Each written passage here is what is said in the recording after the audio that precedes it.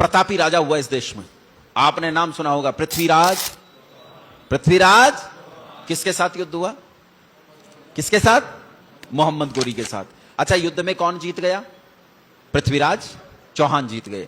लेकिन पृथ्वीराज चौहान के जीतने के बाद जब मोहम्मद गोरी को पकड़कर पृथ्वीराज चौहान के सामने लाया गया तो यह हाथ जोड़ के खड़ा हो गया और उसने कहा, महाराज मैं तो आपकी शरण आता हूं, मुझे अभय दीजिए। और पृथ्वीराज चौहान का सीना चौड़ा हो गया। उन्होंने कहा, अच्छा तू शरण आ गया, हम तो शरण वत्सल हैं, हम शरण में आए हुए को कभी भी नुकसान नहीं पहुंचाते, जा तुझे अभय दिया, उसे छोड़ दिया।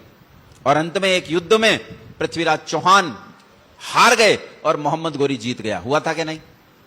हुआ था कि नहीं?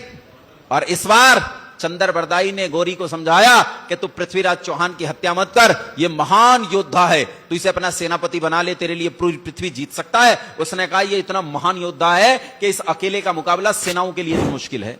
तो गोरी ने हंसकर कहा कि मैं अपनी मौत को जिंदा रखूं?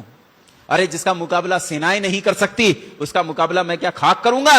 मैं पृथ्वीराज चौहान को एक पल जिंदा नहीं रहने दे सकता। और उसने पृथ्वीराज चौहान की हत्या कर दी, पृथ्वीराज चौहान को मार दिया। और हम उसकी संतानें पृथ्वीराज चौहान के मरने के बाद गुलाम हो गई। किसकी गुलाम हो गई? गोरी के गुलाम की गुलाम।